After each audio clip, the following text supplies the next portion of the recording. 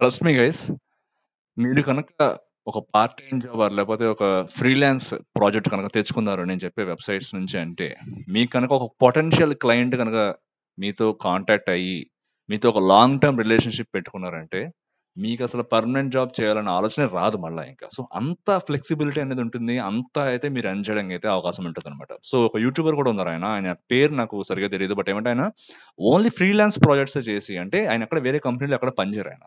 So only freelance companies తోనే పనిచేసి, అంటే ఆయన ఓన్లీ ఫ్రీలాన్స్ చేస్తారన్నమాట. చేసి ఆయన పర్ ఇయర్ అయితే 1 crore అయితే అర్న్ చేస్తున్నారు ఆయన. ఖచ్చితంగా నేను మీకు అబద్ధం చెప్తున్నానంటే ఆ పేరు తెలియదు, but I try to mention it in the description. ఆయన ఏమంటే మీరు చూడండి కావాలంటే యూట్యూబ్ లోనే ఉంటుంది, ఆయన పేరు ఏదో ఉంటుంది, బట్ నాకు అంత సరిగ్గా గుర్తు రావట్లేదు ఇప్పుడు. ఆయన ఏమంటే 1 crore అయితే ఎర్న్ చేస్తారు ఓన్లీ ఫ్రీలాన్స్ ప్రాజెక్ట్స్ అయితే చేసి, ఎందుకంటే ఆయనకు అంత స్కిల్ ఉంది.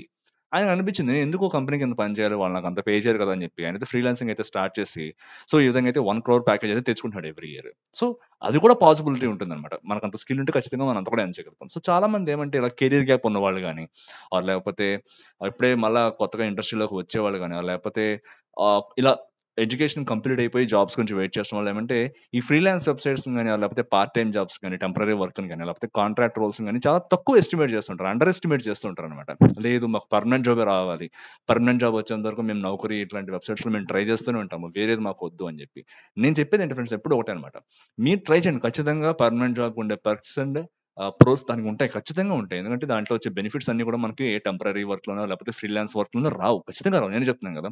హెల్త్ ఇన్స్యూరెన్స్ కానీ లేకపోతే వేరియస్ బెనిఫిట్స్ ఏవైతే ఉంటాయో అంత సెక్యూరిటీ ఉండదు. బట్ మీరు కనుక ఒక ఈ లోపల మీరు అదే జాబ్ వచ్చేంత వరకు నేను చేస్తాను, వేరేది ఏం చేయనని చెప్పి కనుక మీరు ఉన్నారంటే, మధ్యలో ఒకవేళ మీకు మంచి ఆపర్చునిటీ వచ్చినా, అంటే ఈ విధంగా ఫ్రీలాన్స్ వెబ్‌సైట్‌లో గాని లేకపోతే టెంపరరీ వర్క్ లేకపోతే కాంట్రాక్ట్ రోల్స్ మంచి ఆపర్చునిటీ వచ్చినా సరే, మీరు దాన్నైతే వృధా చేసుకుంటారనమాట. సో ఇటువంటివి కూడా ట్రై చేయండి. నేను చెప్పే వెబ్‌సైట్స్ ఇదే. ఈ రోజు వెళ్లి ఒకసారి చూడండనమాట.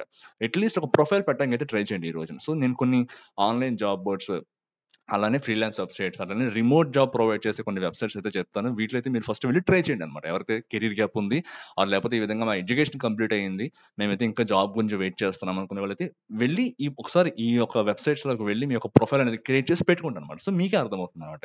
ఎలా వర్కౌట్ అవుతుంది, ఇంకా వేరియస్ వేస్ ఎన్ని ఉంటాయి మనకు తెలియనివన్నీ కూడా అని చెప్పి. సో ఫస్ట్ నుంచి అయితే స్టార్ట్ చేద్దాం అన్నమాట. సో ఫస్ట్ థింగ్ ఏమంటే, ఎక్కువ మంది చేసేది వాళ్ళ ఒక రెజ్యూమే అనేది క్రియేట్ చేసి నౌకరీలో పెడతారు. అందరూ చెప్పేది ఏమంటే ఎవ్రీడే మీరైతే దాన్ని అప్డేట్ చేస్తూ ఉండండి. సో ఏమంటే మీ యొక్క ప్రొఫైల్ అనేది ర్యాంక్‌లో పైకెళ్తూ ఉంటుంది. సో ఎక్కువ ఛాన్స్ ఉంటుంది రిక్రూటర్ మీకు ఫోన్ చేయడానికి అని చెప్పనమాట. సో అది చాలా కరెక్టే. ఖచ్చితంగా లెజిటిమేట్ అనమాట. సో అదొక్కటే వే కాదు ఫ్రెండ్స్. ఎప్పుడు నౌకరీ ఒక్కటే వే కాదు మీకు జాబ్ తెచ్చుకోవడానికి. సో ఫస్ట్ మీరు కొన్ని ఆన్‌లైన్ జాబ్ బోర్డ్స్ ఉంటాయి. ఇందులో అందరికీ తెలిసి ఉండొచ్చు, తెలియకపోవచ్చు. తెలియని వాళ్ళ గురించి అయితే నేను చెప్తున్నాను అనమాట. సో ఫస్ట్ థింగ్ ఏమంటే ఇండీడ్ అని చెప్పండి. ఇండీడ్. INDEED అనమాట. ఇండీడ్. సో ఇండీడ్ కూడా సేమ్ ఏమంటే మన కంపెనీ యొక్క హిస్టరీ తెలుసుకోవచ్చు, డీటెయిల్స్ తెలుసుకోవచ్చు. లేకపోతే అందరూ కూడా జాబ్ పోస్టింగ్స్ అయితే ఉంటాయన్నమాట. సో వీటిలో అయితే మీరు ట్రై చేయండి ఫస్ట్.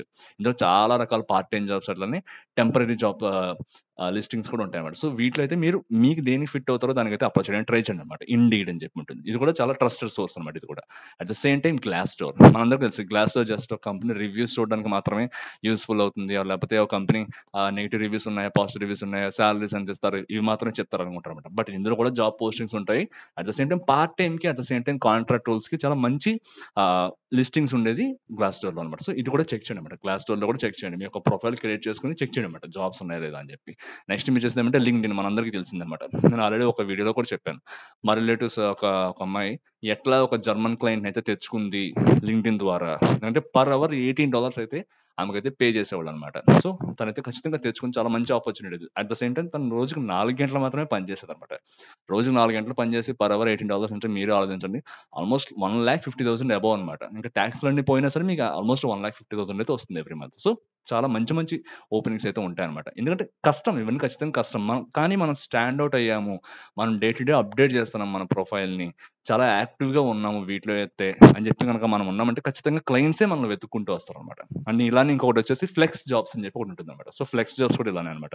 ఇందులో ఫ్రీలాన్స్ కానీ, రిమోట్ కానీ, లేకపోతే ఇట్లాంటి ఫ్లెక్సిబుల్ జాబ్ ఆపర్చునిటీస్ ఇవన్నీ కూడా ఇందులో ఉంటాయి.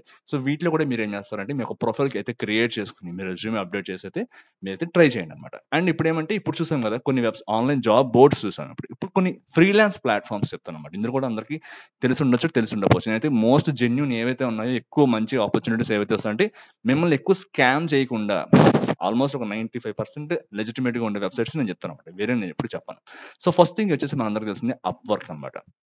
అప్వర్క్‌లో మనకు తెలుసు మనం ఏమంటే రిమోట్ వర్క్ ఆపర్చునిటీస్ చాలా ఉంటాయన్నమాట అప్వర్క్‌లో.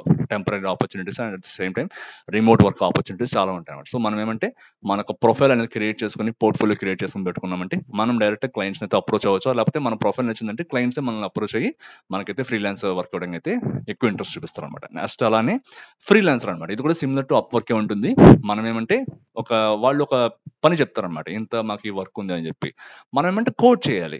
నాకు ఇన్ని డాలర్స్ కావాలి, లేకపోతే ఇన్ని రూపీస్ కావాలి అని చెప్పి మనమైతే కోట్ చేయాలి. సో, మంత్లీ బేసిస్ అయితే మనం పేమెంట్ తీసుకోవచ్చు. ఆర్ లేకపోతే ప్రాజెక్ట్ వైస్‌గా అయితే మనం అయితే పేమెంట్ కూడా తీసుకోవచ్చు. సపోజ్ ఫర్ ఎగ్జాంపుల్ డిజైనింగ్ తీసుకున్నారనుకోండి. స్క్రీన్‌కి ఇంత అని చెప్పి కూడా వీళ్ళైతే పే చేస్తారనమాట. ఇలా కాకుండా ఫైవర్ అని చెప్పి ఉంటుందన్నమాట. ఫైవర్‌లో ఏమంటే గిగ్స్ అని చెప్పి ఉంటాయన్నమాట.